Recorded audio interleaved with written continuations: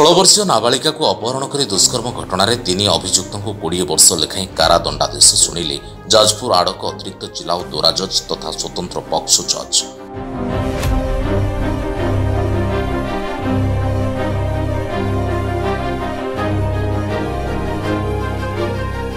2020 मसीहा सुकिंदा थाना अंचल 16 वर्षीय कॉलेज पढ़ुआ नाबालिका घरे केन्दुझर जिला केजुदरापाड़ अंचल भगवान मारणा काठ काम करते समक्रमे भगवान नाबालिका को अपहरण कर सुकिंदा थाना केन्दुडीपी अंचल पूनम अग्रवाल घरे रखी जोर जबरदस्त अनैतिक संपर्क रखिता।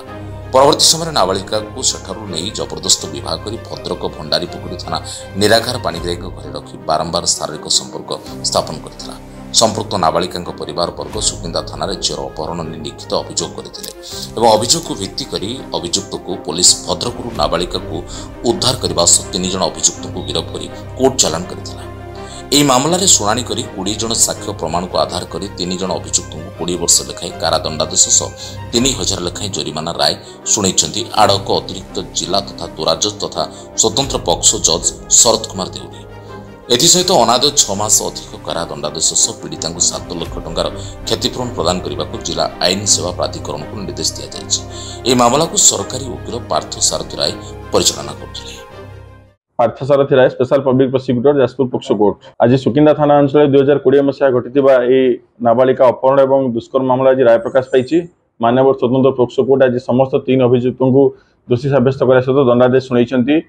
एक घटनाक्रम पीड़िता बापा जो एतला देते सुकिंदा थाना अंचल थाना एतला से एतला माध्यम केस रजिस्ट्रेशन पर समस्त 3 अभियुक्त को पुलिस गिरफ्त करते।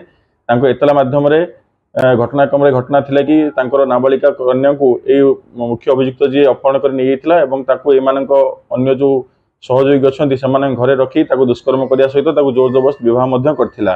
घटनाक्रम समस्त 20 जन साक्ष्य प्रमाण को आधार कर मान्यवर कोर्ट आज मुख्य अभियुक्त सह अन्य 2 सहयोगी 20 वर्ष सश्रम कारादंड दंडित करछंती एवं ता सहित 3000 टंका लेखा जोरिमाना करछंती एवं जोरिमाना अनाद 6 मास अधिक जेल दंड दंडादेश करछंती। ता सहित डिस्ट्रिक्ट सर्विस लीगल अथॉरिटी को निर्देश देछंती पीड़िता क्षतिपूरण बाबद 7 लाख टंका देबा पई। समस्त से सुकिंदा थाना अंचल लोक अछंती तादो जणे मुख्य अभियुक्त अछंती अन्य 2 जण सहयोगी अछन जो मानक सहयोग एई दुष्कर्म मुख्य अभियुक्त करिवारे सफल होइतिला। Jajpur Sunilika Sahu report Jajpur news.